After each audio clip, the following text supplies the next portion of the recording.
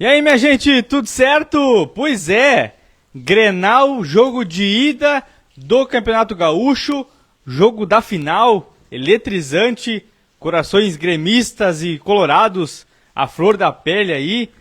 A coisa foi complicada pro lado do azul, hein? A gente vai falar disso a partir de agora, neste conteúdo, mas não te esquece de te inscrever no canal Confraria, deixar o teu like e também ativar ali o sininho das notificações, tá bom, gente? Gente, jogo de ida, Arena do Grêmio, Inter com vários jogadores retornando de lesão e o Grêmio completamente diferente daquele próprio Grêmio que havia enfrentado o Inter no jogo da fase classificatória do Gauchão. Naquela ocasião, o jogo teve uma vantagem técnica do Inter, pelo menos na minha opinião, mas o Grêmio não tinha grande parte do seu sistema defensivo e também não havia feito essas contratações que chegaram, como por exemplo o Amuso, como por exemplo o Wagner Leonardo, entre outros jogadores. Já nesta partida, era um Grêmio totalmente diferente.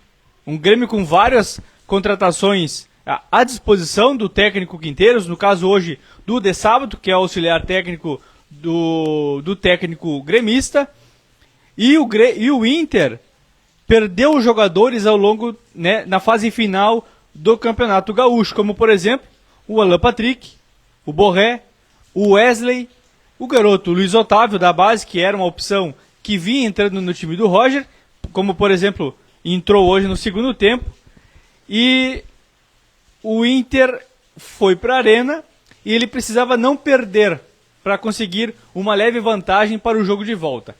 É um jogo de dois tempos. São um tempo de 90 minutos e o outro também de 90 minutos. Ou seja, jogo de ida e volta. Então precisa ser muito estratégico nessa parte para não queimar todas as fichas logo do primeiro jogo ou ficar com algum jogador desfalcado, ou ter algum jogador desfalcado. E eu acho que estrategicamente o Inter foi melhor hoje. Mais uma vez, no Gauchão, o Inter foi melhor que o Grêmio.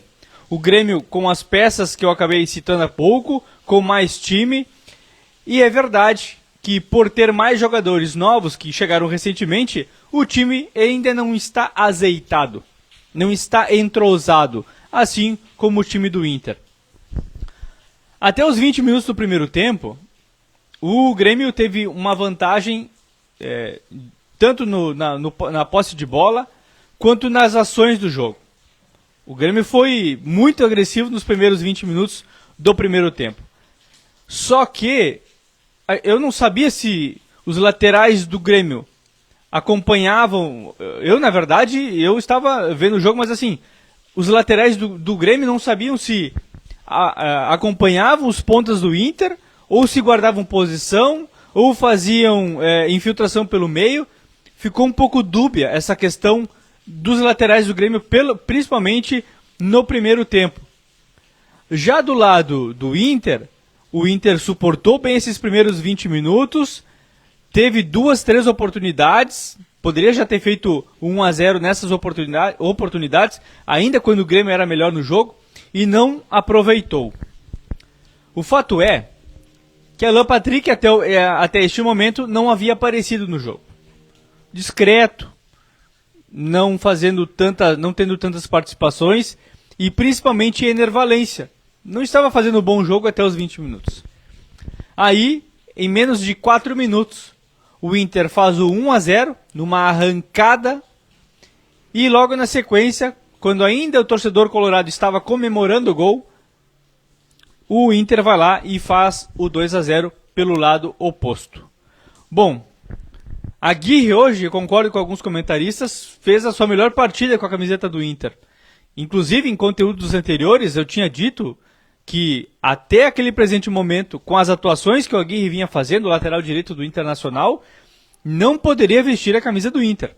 Bom, hoje ele calou a minha boca e de muita gente, é verdade. Logo num clássico Grenal, que é quando a gente sempre questiona que um jogador apareça em jogos decisivos. Então, Aguirre foi um dos melhores em campo, não foi o melhor na minha opinião, Eu acho que por mais que o Alan Patrick tenha saído logo em seguida no segundo tempo, cerca de, acho que é no 15º minuto do segundo tempo, acabou saindo.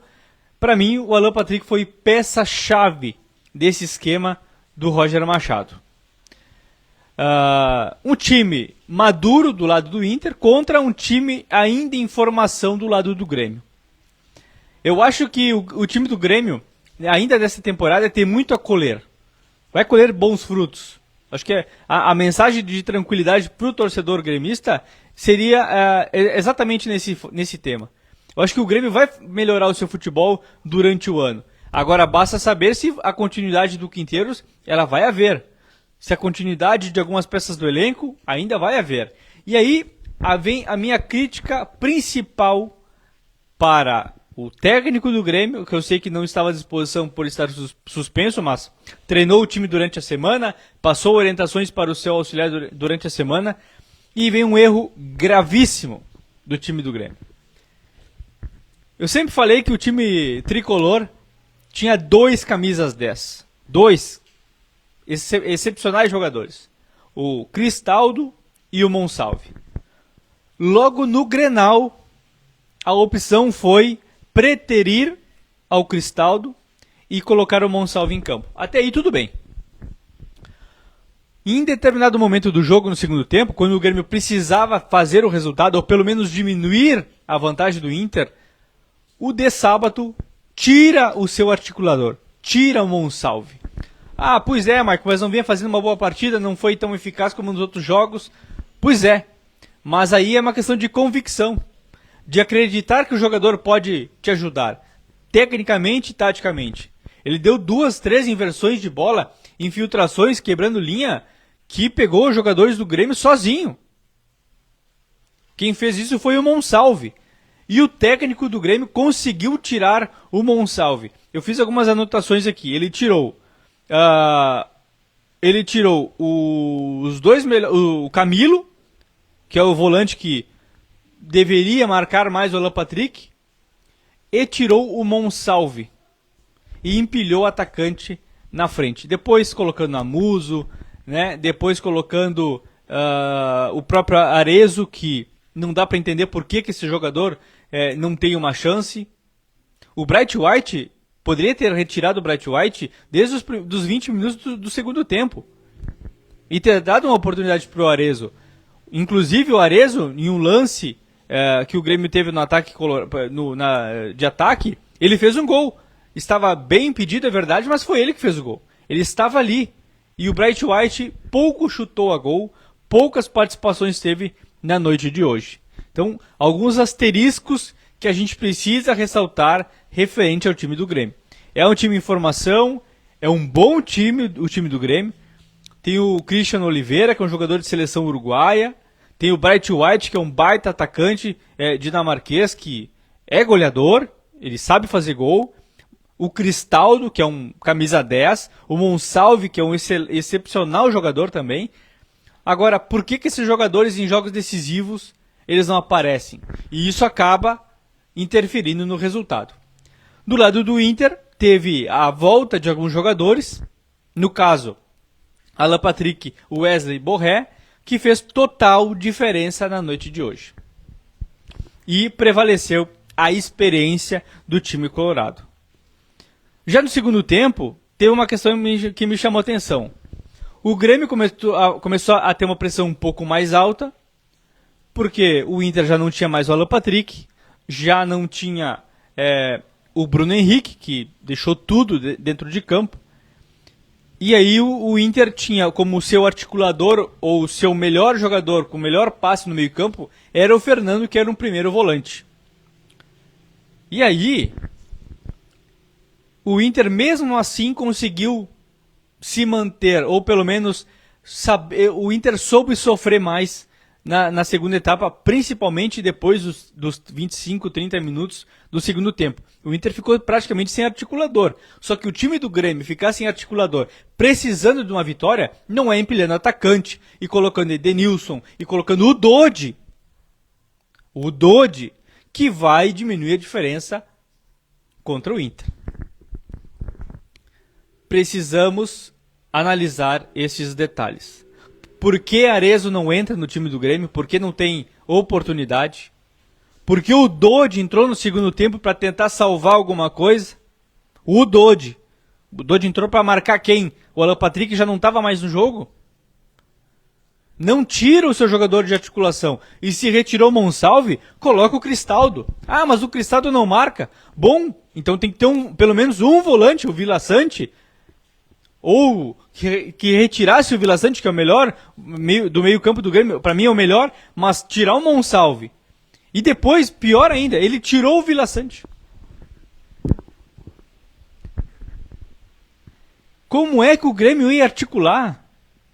Como é que o time do Grêmio vai articular com um monte de pontas e atacantes com o Dodi no meio-campo e o Edenilson, com todo respeito aos jogadores? Eles não deveriam ter entrado no segundo tempo.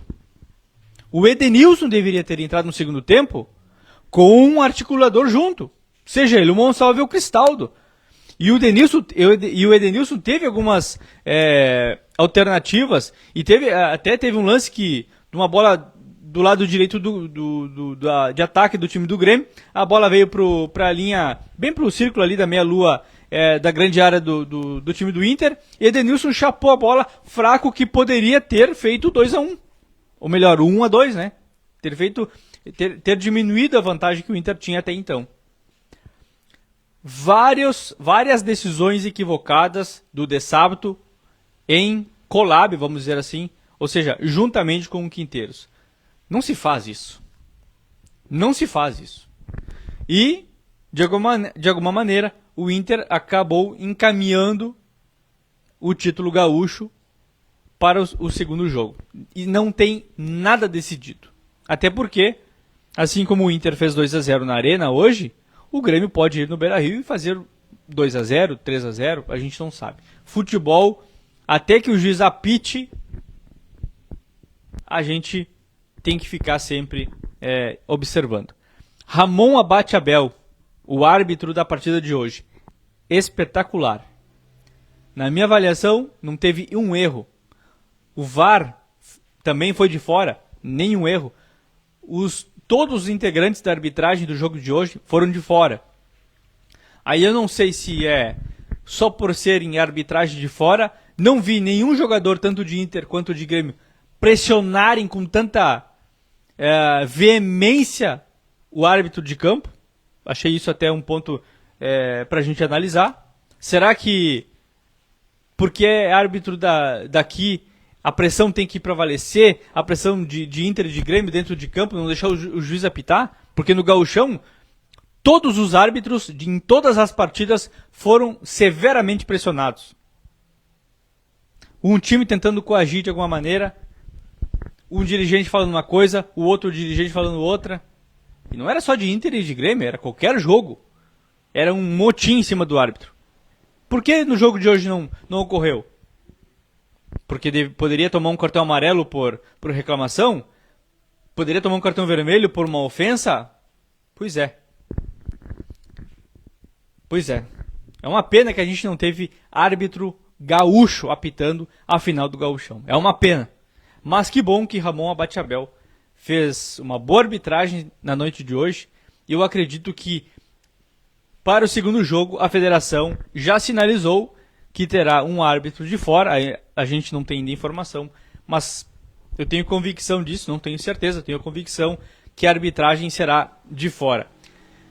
Na saída de campo, Bright White concedeu entrevista à detentora dos direitos de televisão, né? Da transmissão, melhor dizendo, e o Fernando também. Eu acho que aqui é o ponto da gente analisar.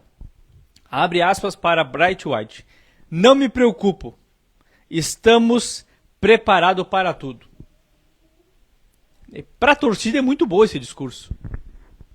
Para a torcida, sim. Agora, para analisar futebol, para a opinião, falar que não se preocupa, que está pronto para tudo, isso aí foi muito boa orientação do marketing, da assessoria de imprensa. Agora, para mim, não cola. Para mim, não cola. Eu acho que teria que se preocupar, sim. O Bright White, que sempre coloca a cara, teria que analisar como fez o Vila Sante na saída do primeiro tempo. Dizer que as coisas não estavam bem e que precisava tomar uma atitude. Já o Fernando, que saiu, né, com a vantagem de 2-0, falou o seguinte: não tem nada decidido. Assim como fizemos o resultado aqui, eles podem fazer lá. Coerente, maduro. Então, são vários pontos que eu coloco nessa derrota do Grêmio, que a gente precisa tentar, porque agora, no meio da semana, o Grêmio vai enfrentar o Atlético pela Copa do Brasil, e já o Inter terá uma semana inteira de treinamentos, e principalmente para descansar e para treinar e voltar a se motivar aí para a segunda partida. Tá bom, gente? Obrigado a quem esteve até aqui. Não te esquece de deixar o teu like, te inscrever no canal e ativar os sininhos das notificações no canal Confraria. Tá bom? Um forte abraço a todos e até lá.